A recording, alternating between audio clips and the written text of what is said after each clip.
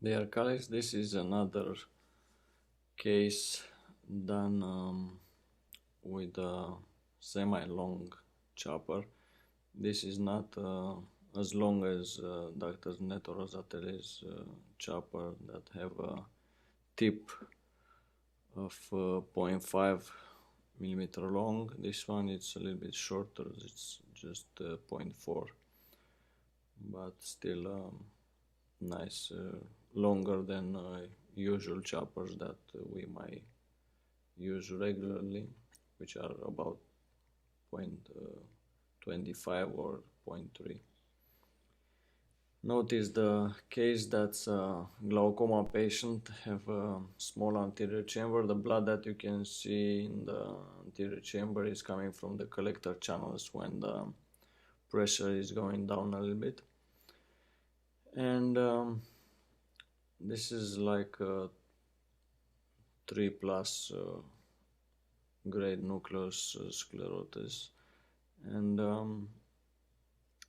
little bit sticky because the patient have diabetes also, but and a little bit uncooperative patient that's moving the head a lot, but it's a good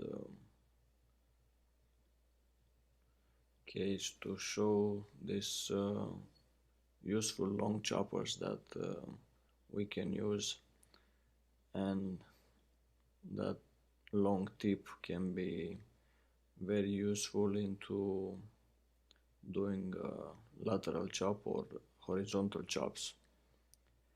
It hugs the nucleus very nicely, and majority of the nucleus that we operate on cataracts have like 4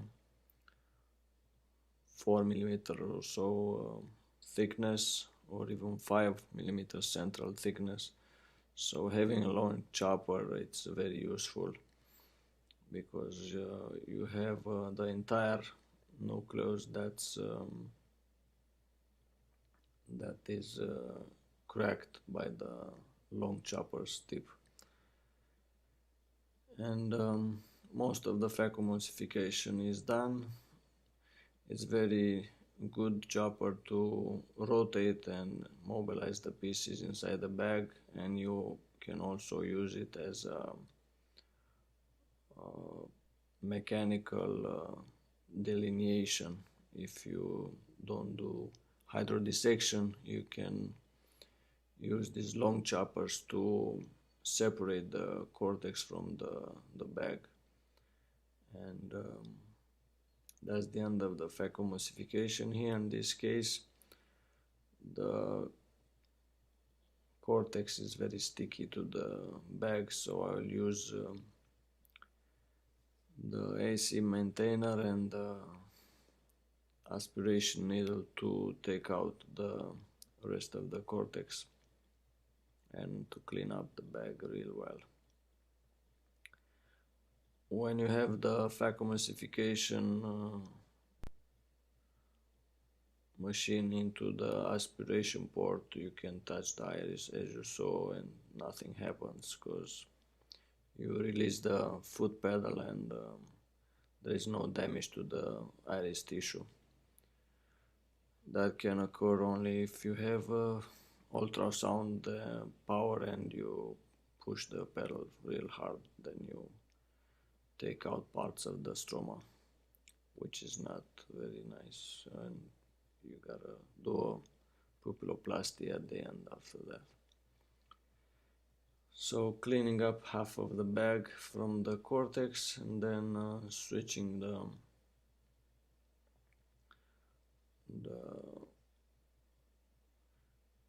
irrigation into the side port and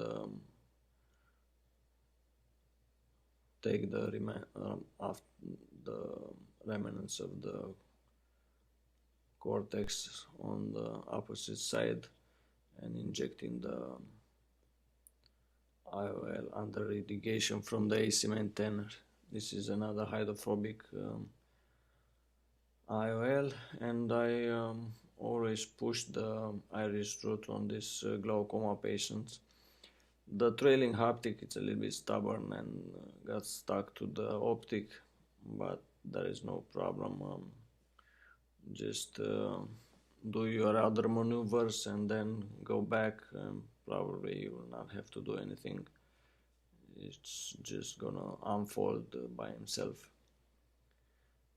So rotating a little bit the IOL inside the bag, and that's it. The trailing haptic unfolded by himself, pushing some myocol and air bubble at the end, and that's the end of the case. Thank you for your attention.